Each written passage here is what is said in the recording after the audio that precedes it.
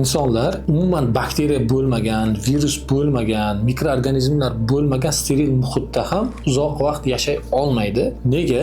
Chunki organizmni immun hujayralari aynan shu mikroorganizmlar bilan oziqlanishga moslashgan va immunitet shakllanishi ham shu mikroorganizmlarga bog'liq. Masalan, bola chaqaloq endi tug'ilganda uni hali o'zini tabiiy orttirilgan immuniteti bo'lmaydi, faqat undan onadan bolaga immunitet o'tgan bo'ladi, bolani ma'lum bir muddat himoya qilib turishi uchun. Lekin vaqt o'tib bola turli xildagi mikroblar bilan, ya'ni onasi bilan, otasi bilan kontakt bo'lganda, oila a'zolari bilan kontakt bo'lganda, ulardagi tanasidagi turli xil mikroblar bolaga o'tadi. Natijada bolani organizmi o'sha mikroblar bilan kurasha boshlaydi-da, immunitet shakllanadi.